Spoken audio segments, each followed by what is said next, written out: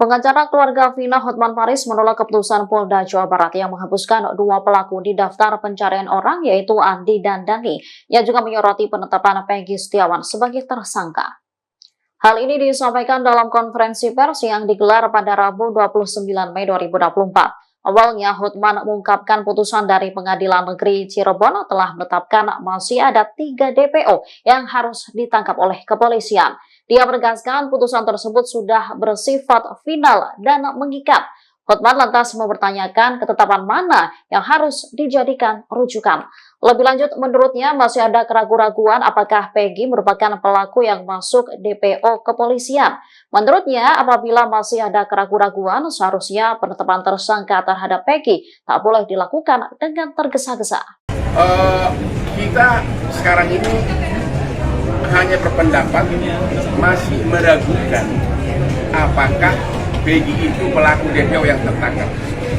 Kita tidak mengatakan 100% bukan, masih meragukan. Karena 5 dari terpidana mengatakan bukan Peggy pelaku. Jadi semua apa lagi? Hanya satu yang menyatakan.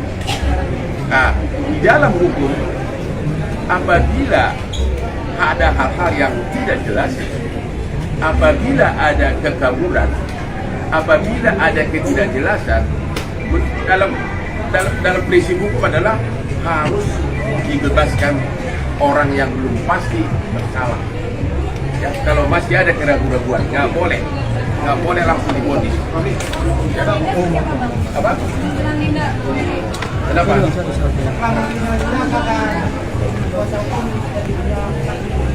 Enggak, kalau Lida itu kan bukan saksi hukum, dia itu kan hanya kerasukan ya, kerasukan. Jadi tidak bisa dipakai sebagai saksi, bukan saksi yang diakui oleh undang-undang. Mungkin hanya sekedar petunjuk, tapi bukan saksi. Karena orang kerasukan tidak bisa jadi saksi. Di mata hukum kita belum diakui orang kerasukan itu sebagai saksi, sebagai bukti. Petunjuk boleh, hanya untuk guidance boleh. Jadi itu bukan bukti. Dari ragu-ragu terhadap Peggy ini, apakah dari keluarga dari tahun 2016 sampai saat ini itu sudah benar Peggy atau bukan? Kalau Mbak bagaimana? Meyakini nggak sih Peggy ini beneran pelaku atau enggak?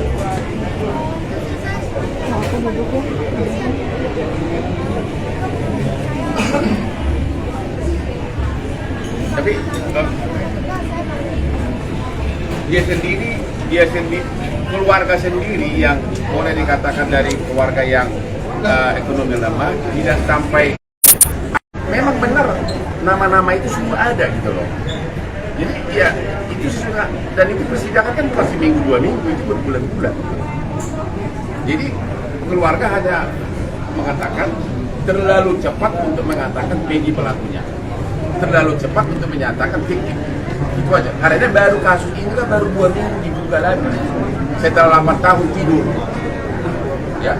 Benar nggak sih Bang, kalau pelakunya memang ada? Apa? Benar nggak sih ada isu pelakunya ada orang tua di belakangnya, di posisi pejabat, Di medsos begitu, tapi kita nggak bisa komentar apapun. Di medsos begitu, tapi kita nggak bisa komentar apapun. Bang, buat clear Bang, ini maksudnya yang 5 dari terpidana itu menyatakan itu bukan Peggy pelakunya. Jadi gini, maksudnya orangnya itu bukan Peggy atau memang Peggy tidak terlibat Bang? Maksudnya penjelasan untuk seperti apa Bang? oh tidak, pelakunya atau bukan? yang mana? Jadi gini, saya tetap untuk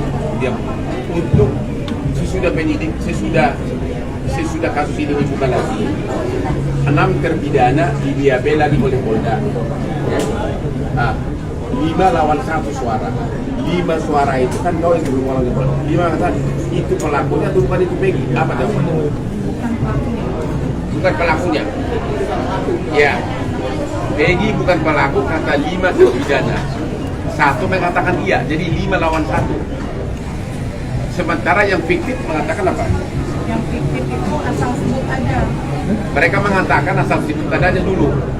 Kalau di BAP semuanya jelas. Motornya apa, siapa bonceng siapa, cara merkosanya apa, diuraikan, dan itu berbulan-bulan sama persidangan diakui. Jadi ini benar-benar intinya terlalu prematur penyidik Polda Jabar mengatakan itu adalah fiktif. 5 terpidana itu Bang, siapa-siapa aja? Bang Hotman. Nama kita nggak boleh sebutkan, ya tapi ada satu yang mengatakan iya. Bang Hotman, Bang, izin Bang, dari preskon kemarin ada satu yang menarik bahwa motor yang digunakan oleh Peggy Setiawan itu sampai sekarang belum ditemukan. Jadi polisi hanya berdasarkan pada foto dan surat-surat kendaraan yang dimiliki oleh Peggy. Nah, tanggapan Bang Hotman gimana Bang terkait barang bukti sepeda motor itu, motor smash? Itu dari siapa setnya? Polisi Pak, waktu Polda Jabar. Kalau yang kami ketahui kan saat itu sepeda motornya sudah disita 2016 Tahun 2016. sudah disita. Katanya 2016 motornya udah disita, tapi nggak tahu di mana sekarang. Iya. Barang bukti sudah nggak ada. Kan nggak, barang bukti nggak mungkin udah disita berapa tahun? 7 tahun. Jadi intinya begini. Jadi Apa? kalau ada motor Peggy disita dan di waktu itu digeledah di rumah saat itu di 2016 Ya. dan motornya diambil di bawah polisi. Kan sudah diakui sama ibunya Peggy. Tapi motornya itu sudah nggak ada sekarang. Ya. Iya.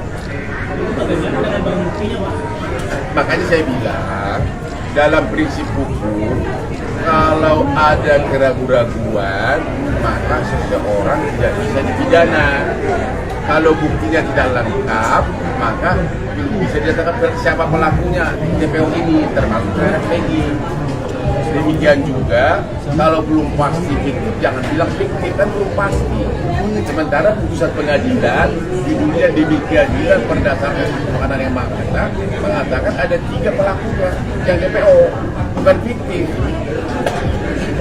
Bang, karena ada keraguan-raguan tadi, ditambah juga dengan masih ada pertanyaan juga di publik soal proses hukum ini, terutama penetapan Peggy sebagai tersangka. Dari pihak keluarga Vina, apakah akan ada upaya untuk berkoordinasi ke Propam Polda Jabar untuk mengusut proses penyelidikan lanjut? Justru konferensi pers ini kami lakukan agar semua pihak aparat justisi terkait melaksanakan kewenangan masing-masing, termasuk Propam,